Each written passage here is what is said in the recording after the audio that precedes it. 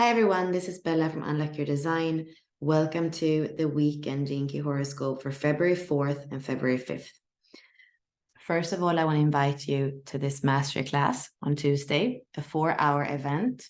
Sovereign, the freedom flight, has to do with breaking free and leaving behind behaviors, beliefs, and patterns we don't need anymore. And this goes very much together with the themes of the full moon.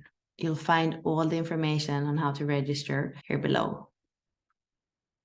On Sunday, we have a full moon at 1:28 p.m. Eastern time. That's what I'm going to spend the most time on for this horoscope. We have the moon here in the chart for Saturday that is already in Leo. It's been for 2.5 days in Cancer in its home sign, and the energy is changing. The moon has to do with our subjective experience. So as it's going into Leo, into gate 31, the visionary, 33, the medicine woman, 7, the alpha, we can already feel those leadership themes. Leo is fixed fire. It's a masculine sign. It's ruled by the sun. It's assertive. It's courageous. It's proud. It's warm-hearted. It's passionate. It's very creative. These are all qualities that are going to be illuminated. However, there can also be arrogance. There can be stubbornness. And also some drama, because it's a fixed sign. It's going to stand its ground. We have a 3-5 profile, which is also connected to leadership, especially that 5th line in the radiance and the purpose. On the design side, in the body, we have the 5th line that's vibrational. That is leadership. That is the heritage, speaking its truth, even if that means hanging on a cross or having your head cut off. When we have 3-5 days, it's important to not get too busy in the trial and error of the 3rd line, but actually ground in the body and start to feel that leadership that is already in our vibration, our aura. We also see we have a channel in the body graph, 61-24. 24 is the north node and 61 is Mercury. This is going to be activated for the full moon as well. Let's look at the themes for this channel. The channel is called the channel of awareness. It's a design of a thinker. It's a projected channel. The theme is, so long as you're not using your mind to resolve your own life, it's always capable of inspiring someone else to see life in a new light. You inspire others to think about life's mysteries. And here we have a frequency band as well. So blankness is the shadow, which comes from addiction and psychosis. The individual shadows of the 61 and the 24 are creating the shadow frequency of the whole channel. Then we have the gift contemplation, which comes from invention and inspiration together. And the highest frequency is mystery, which comes from silent and sanctity. As this is activated, there is a connection to the great mystery, the inner truth, to God. And it's not by trying to figure it out that we're going to get our answers. It's much more about tuning into the silence and allowing the inspiration to come in, allowing the contact to happen, and moving up through our body, activating the master glands and connecting beyond to the crown, to the great mystery, to what we can't see and touch.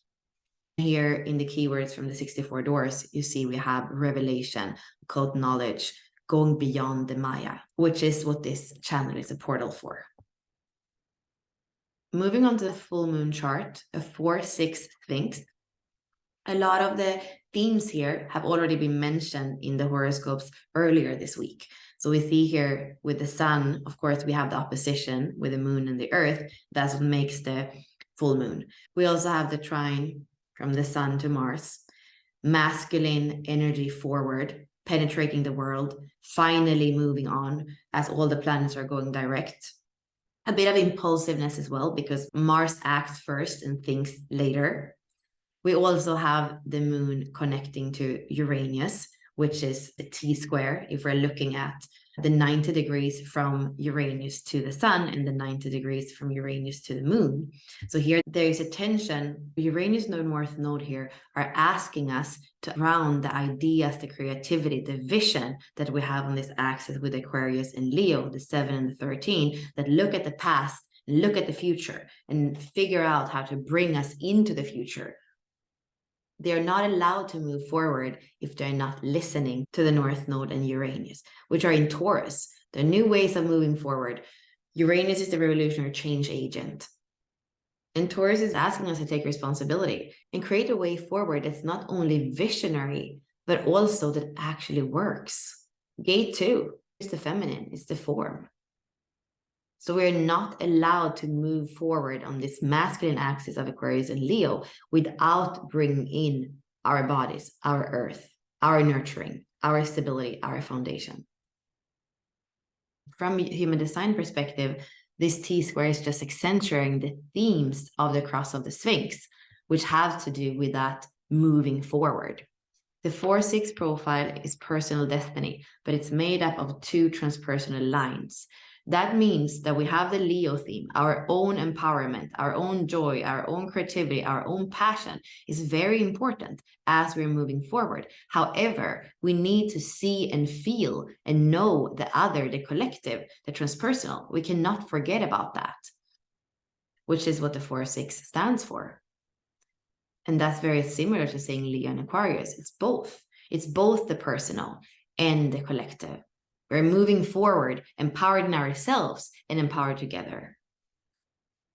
Another relationship that's accentuated in the full moon chart is the creative tension between Venus and Mars. Mars in Gemini and Venus in Pisces, both in mutable signs. When we look at Venus and Mars from a Gene Key perspective, we see we have Venus, the IQ, in Gene Key 63.1, and we have Mars, the EQ, in Gene Key 35.1. Venus and Mars stand for our inner and outer, feminine and masculine. There's a relationship, there's a polarity, and they both want to be heard. When we speak about sacred union, it really starts on the inside with those 2 poles of us, the yin and the yang, the feminine and the masculine, actually being in constructive communication. In the low frequency, the penetration of the masculine of Mars can be impulsive, aggressive, and selfish. And in the low frequency, the feminine can be weak, needy, not able to fully receive. Venus is not in her heart, and Mars, he's not in his empowered penetration, where he cares how he touches the world. That relationship is always inside of ourselves, and it's highlighted through the full moon. What we see here is that they are both in the first line of repression. In the first line, it doesn't dare to be completely honest. So we're asked to go deep and bring that up. Start to be honest with ourselves and with the other. The themes of the Gene Keys here, we have the hunger of the masculine, and we have the doubt of the feminine. Is the masculine inside and outside going to be driven by hunger? And is the feminine going to doubt that anything is ever going to change? That she's ever going to feel loved and nurtured? Those are big themes. And they are in this full moon in Leo, where we're asked to move on in an empowered way, where it's fixed fire. It's not just that we feel ignited in the moment. It's fixed fire. It's igniting our creativity, our love, our passion, our vision, and keep igniting it. Moving forward with it, fixed fire. The first sign in the low frequency is the self-sabotage, the insecurity. So we need to look at those dynamics inside of us. How is your inner masculine feeling? How is your inner feminine feeling? How does that play out in your relationships? What role are you taking on? The immature feminine, like we said, she can collapse and be weak, but she can also be raging. She can also go to her mind, like we see in the IQ, and try to win over the masculine through her mind, through her logic, which takes her even more away from the heart, from the curiosity, from the truth. And the masculine here as well. He can feel insecure on the inside. So when he goes out into the world, he creates more damage than good. And that's connected to the core wound that we get to work with, the core wound of shame, the core wound of failure. Looking at the attraction, which is our intimacy, which is the combination of the masculine and the feminine, we have Gene Key 45, which is about synergy and communion. So as the feminine dares to go deep inside, the masculine dares to go deep inside. They go into this inquiry.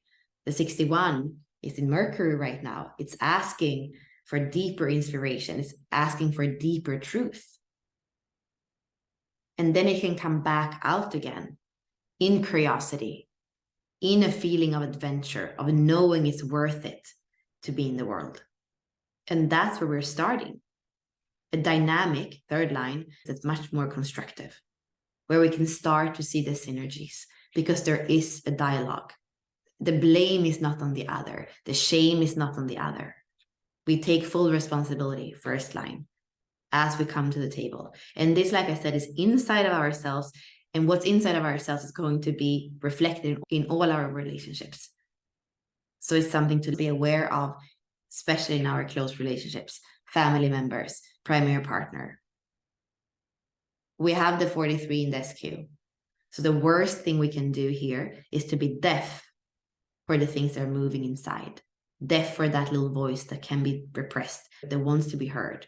Deaf for the other, as they are coming to us from their heart with their truth. We have this powerful trinity in the pearl sequence, which is setting the guidelines. It's coded by Jupiter. And it's asking us to come back to our innocence. It's asking us to come back to our purity. And it's asking us to not get stuck in one perspective, but to be able to zoom in and out. Becoming stuck in our own opinion, being deaf, trying to dominate the other, whether that is by oppression or by manipulation, by playing the weak one. The 4-6 profile tells us that's worth it to have a vision. That's worth it to connect. That's worth it to love. That's worth it to have a community. The 4-6 is nurtured by having other people that see a similar vision, that knows what's possible for humanity, that knows we can do it together. So this is a great day to connect with these people. When we zoom out and look at this full moon, it is a crossroads. With the square to Uranus in the North Node, there are going to be changes. There's a new way of moving forward. There are going to be things that show themselves as we go inwards, as we bring up what's repressed, as we speak our truth. We're going to have people that are going to show their true colors. There are going to be situations that are going to show their true colors. So there can be radical changes in direction with this full moon. They can be unexpected. People that you thought were ever going to be in your life could suddenly seem like they're not at all going in the same direction, not at all connected to your heart anymore. With the 4-6 profile, this is personal destiny. You don't need anyone specific to fulfill what you're here to do, to be guided, to be orienting into future where you are in self-leadership, where you're also co-creating with others, maybe even guiding others. You don't need any specific person. The 4-6 is not about transpersonal karma. It's about personal destiny. However, it's very aware of the transpersonal perspective, of the big perspective, and it wants other people that can see, that can be on that same mission, see that vision, doing it together. With 6 in the radiance and the purpose, the core stability here comes from cellular wisdom. More and more, we're going to be able to tune in and feel if the other is in a similar frequency to us, if they're pure and innocent in their intentions, if they're stuck, or if they're open and evolving. In the body graph, we have 2 black channels. We already spoke about the inventor and the mystic. The other channel that is activated by Mars, the EQ, connecting to Neptune in the 36, is this channel of transitoriness. Let us take a look on the overview for that channel. We call it the channel of transitoriness, a design of being a jack of all trades. This is part of the human experimental way. So here in the 41 and the 30, we have the fuel to feel. That's what was activated in the Brave New Year chart on 22nd of January. This year, there is the fuel for a new experience. There's a fuel to go out and do it. And here we have the continuation of that in the 36 and the 35. So here, there's deep talent for adventure. And there's a wisdom that nothing lasts. So we go out, we have the experience, and maybe as we're having the experience, we can't even tell if it's success or failure. But we have it because with all the human experiences, there is going to be a deeper wisdom that's also going to serve humanity as we're walking into the future. And this is activated together with the cross of the Sphinx, which is a more logical way forward, seeing the pattern, improving the pattern. Here's more about being in the eye of the storm, daring to be human, daring to live even if it's messy. The shadow frequency of this channel is pointlessness, which comes from hunger and turbulence. So if in this full moon, we are not daring to go deep inside in the first line of the EQ and the IQ, there is no looking inwards. There is no looking forward of what is the best direction. Who is supposed to come with me? Who is it that I can trust? How do I tune into my cellular wisdom to know where to be and with whom to be? If you don't do this, the turbulence and the hunger, the way that the masculine in all of us is creating havoc in the world, and the way that the feminine collapses and doesn't dare to believe in the heart and in a better world, is going to continue. In the gift frequency, what we're asked to do is to lean into the experience. And this comes from living the adventure and living our humanity, being a full yes. I'm in this relationship with myself, and I'm a full yes to myself. I'm in this relationship with you, and I'm full yes to you. As long as we're together, I'll do everything I can to be present and to be in my heart. And then the highest frequency here is laughter. Because when we look at our life, when we look at this Maya, when we look at the game we're playing, and we understand that we have a choice in the choicelessness of what it is to be here, that comes from the compassion and also feeling that we are boundless. Being human with all the richness that brings. It's amazing. And it's also hard. But when we can bring in the laughter, that's when we have that acceptance for the messiness of life, the beauty of life, the intensity of life. This full moon is a message to feel it all, the tensions, the intensity, the leadership. There are important revelations that can be made here. There is a crossroads of how are you moving forward? How are we moving forward? We are asked to step into leadership, which comes from inner union, feminine, masculine. The polarities inside of us need to be in dialogue, in synergy, in communion. We can't afford to be deaf for one part. Everybody gets to sit around the table, coming back to our innocence, to our purity, not being stuck in opinion, but zooming in and out. And the sun is the confidant. It says, I hear you. I know all your secret. And I also know, based on how humanity has evolved so far, I know it's possible. I know we can evolve together. I know it's time for a new chapter. Let's go together. I wish you all an amazing full moon. Feel it all. And I will be back here next week. Thank you for listening. Bye for now.